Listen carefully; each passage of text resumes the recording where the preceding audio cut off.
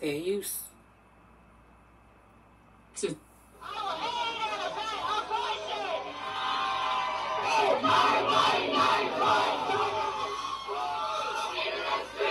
a sweeping, deeply consequential decision from the nation's highest court, ruling to overturn Roe v. Wade, rocking the foundations of more than 5 decades of legal precedent in our country.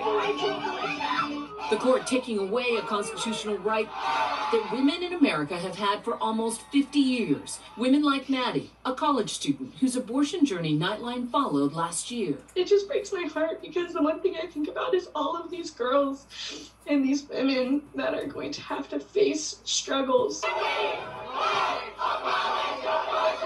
Today's decision reaffirming the views of anti-abortion rights advocates like Kristen Hawkins. We've been calling ourselves the pro-life generation, so it's overwhelming to think now we are the first post-Roe generation. The 6-3 decision by the court's conservative majority upheld Mississippi's ban on abortions after 15 weeks. 5 of those justices, Samuel Alito, Clarence Thomas, Neil Gorsuch, Brett Kavanaugh, and Amy Coney Barrett, went even farther, voting to... Wait. How is it that there's more men on the panel deciding this subject when this subject really has nothing to do with them? It's more men on this Supreme Court panel than women. So I don't get it. Overturn Roe versus Wade itself. There's never been a case like this where settled law that has been affirmed and reaffirmed, granted an important constitutional protection, indeed, what has long been understood as a fundamental constitutional protection, and then is removed by the court. This coming just weeks after a leaked draft of the opinion circulated, which nearly identically mirrored today's decision. The impact of today's ruling will be immediate. 13 states have trigger laws that automatically end access to abortion now that Roe is overturned. 7 have already gone into effect. Among them, Arkansas, which outlawed abortion today. Dr. Janet Cathy works as the state's only abortion clinic. She was already forced to turn people away. We had patients in their car on their way here. And, you know, we called patients. It's like, I'm already on my way. And they thought, well, I'm already on my way. It'll be okay. And it's like, no, it's immediate. It's immediate. I would say panic is the primary reaction. Some of those women now have to drive more than 7 hours to states like Illinois. Abortion access will look very, very different depending on where you live and also depending on the resources you have access to travel elsewhere if you do live in a state that restricts or prohibits abortion. However you feel about abortion on a personal level is up to you. It becomes problematic is when you take your personal beliefs and then try to move them into law. Lack of access to abortion disproportionately impacts low-income women and women of color who often don't have the financial means to travel to a state where abortion is legal. So basically what she said, that it's going to highly impact the black community more than any other community because we are at the bottom economically. So therefore, we're not going to have the funds to travel from state to state to ensure we can get an abortion. So this is going to affect our community more than any other community. This ruling mean for women of color across the country? This is pushing this healthcare out of reach for women of color, for folks of color who need it. Plus, on top of that, black women has the highest rate of mortality rate as far as like baby being born with diseases or whatever. Every single day. This has huge implications on how people manage their lives every single day. Public opinion polls have consistently shown that the majority of Americans support upholding Roe versus Wade. In a recent ABC News Washington Post poll, 7 in 10 people say the decision should be left to the woman and her doctor. Nearly 1 in every 6 adult women have had an abortion. We won't go back. We trust women. Demonstrators flooding the streets after today's decision. Young women in favor of abortion rights outraged. All this is going to do is exacerbate the amount of unwanted teen pregnancies that we are currently having in the community, as well as in the entire state of Texas. I was shocked, angry, but more than that, I was tired. Access to abortion care and abortion services should not depend on your zip code. Others jubilant. I'm so excited, happy, overwhelmed to be living now in a post-Roe America. I was shaking. Why are you so happy? What do you have to do with another woman being pregnant? I don't get that. And I was so happy. I couldn't even think about anything else. I was just shaking. I never thought that I would witness this moment. The president speaking from the White House today, emphatic in his repudiation of the ruling. It's a realization of an extreme ideology and a tragic error by the Supreme Court, in my view. While Republican leaders are lauding the decision. You know, today's Supreme Court decision in Dobbs is the most important pro-life ruling in American history. We now have a voice for all life. Multiple state leaders vowing to keep access to abortion open. But what about the lives of the women that's carrying babies that they can't bring to full term? What if the babies have certain health issues? What if they've been raped? It's a lot of factors in this situation they're not considering. For anyone seeking them in their state. We will not stand on the sidelines. The West Coast of the United States is going to stand strong. We'll fight like hell to protect your rights and your safety.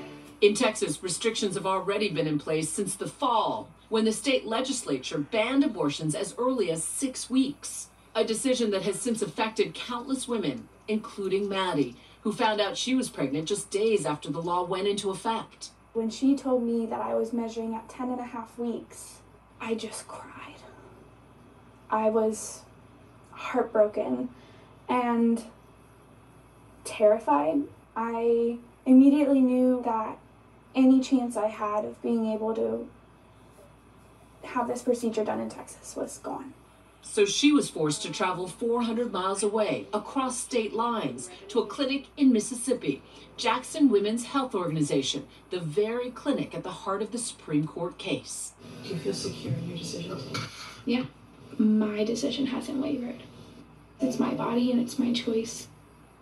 I don't think it's right for people to try and convince others when it's not their life that's about to change.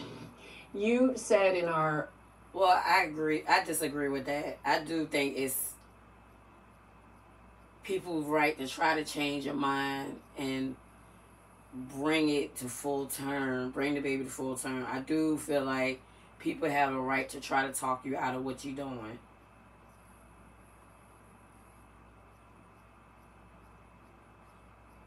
Original pieces that your body is your property. You should have control over it. What does this ruling tell you about who has control of reproductive rights of frankly, women's bodies? The government. They got control over everything. It shows that I never had the right to my own body. It's clear now that it's up to Texas legislation. Maddie says she had the means and the support to fly to Mississippi for her procedure, but Mississippi is one of the states with the trigger ban. The clinic she went to, the Pink House, announcing that it too will soon have to close its doors. What's your reaction to hearing that news? It breaks my heart because it was the only clinic. And so for people like you who are having to travel out of Texas to get to a clinic, what does closing the Mississippi clinic and the 13 other states that have trigger laws do to women looking for abortion services? It makes everything so much scarier because the demand becomes higher. I couldn't go to Louisiana because it was booked up 3 weeks. I didn't have 3 weeks to wait. These women are going to lose all choice that they have because of the little things that each state has done to make it difficult. Today's ruling, a victory, decades in the making for anti-abortion rights activists. Kristen Hawkins is the president of Students for Life of America. The group has had a vocal and vigorous presence at nearly every abortion event. Pro-life signs! Get your pro-life signs, guys! Today's... And I bet you every single one of them women that's protesting against abortion had one in their lifetime before. Speak to you pregnant with my 4th child, my first daughter. We are the pro-life generation! Nightline has followed Hawkins to protests and rallies like the March for Life since 2015. At the end of my talk, I'm gonna go for we are the pro-life. You guys need to start chanting it. Okay. Hawkins' work gaining momentum with Donald Trump's Supreme Court picks. We were with her in 2018 as she lobbied for Brett Kavanaugh's Supreme Court confirmation. How has your mission changed today? Our mission really hasn't changed.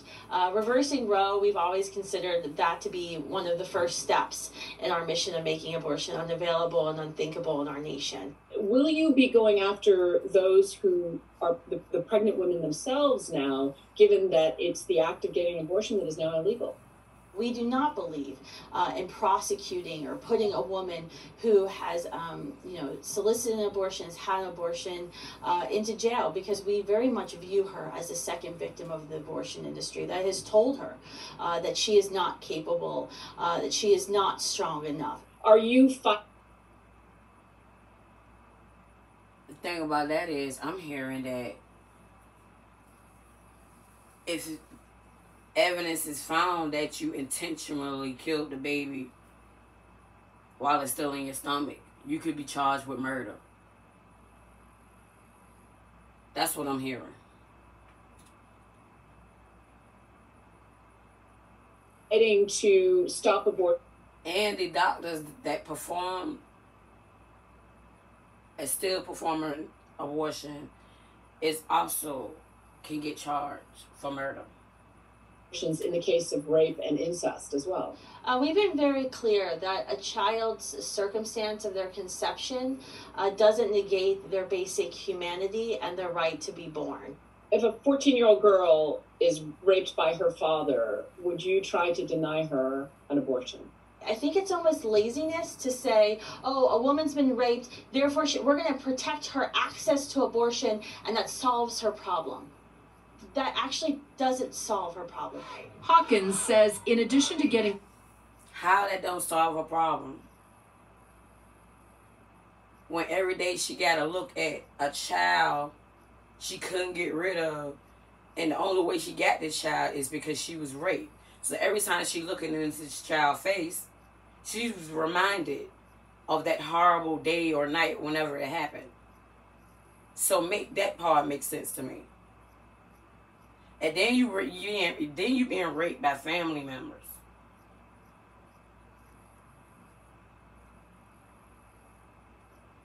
Abortion banned outright, her group will now work to raise awareness of existing support services for pregnant women and to advocate against medical abortion pills. Tonight, people across the country making their voices heard, like Maddie, who says the fight continues. This is a big deal, and I'm worried that the wake-up call we needed was Roe being overturned, and it's too late. Because now everything has become incredibly more difficult, and we are going to have to fight an incredibly hard and long uphill battle that women my age are not prepared for. We won't go back. We trust women. We won't go back. Up next, the backstory of Roe in Roe v. Wade and the Texas woman who made that landmark decision possible. So in my opinion, I'm neither for or against it. I'm like on the fence either way. I feel like it should be illegal because a lot of people use abortion as a form of birth control instead of just going to the doctor and get some birth control. But then I'm against it because women are going to start taking drastic measures to ensure that they get an abortion. Like, before it was legal, women was doing outrageous things to kill their baby, which in return put their own life in danger.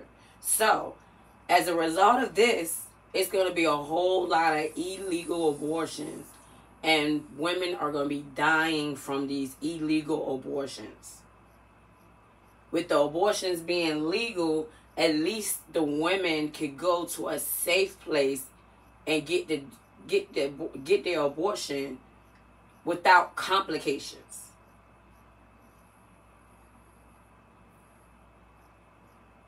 And then another thing is, of all the communities that this is going to affect, it's not going to affect no community harder than the African American community. But on another note, it's up to the state to decide whether they still want to be able to, you know, keep abortion legal.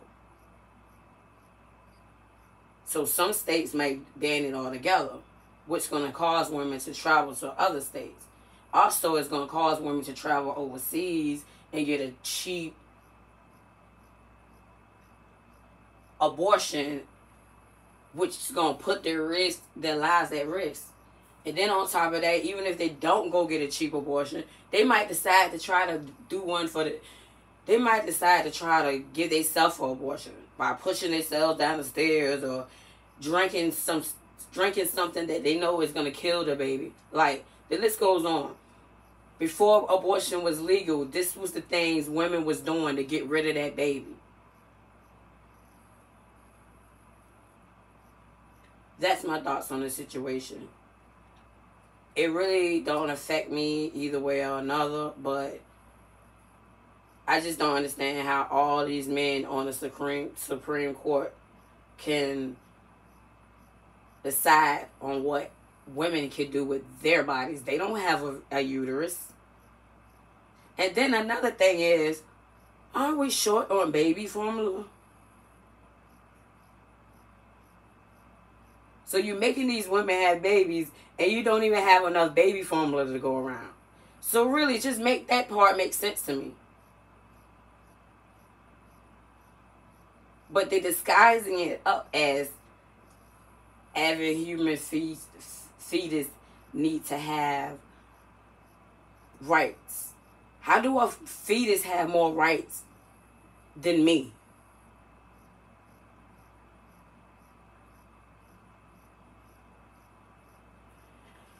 Like, comment, share, and subscribe.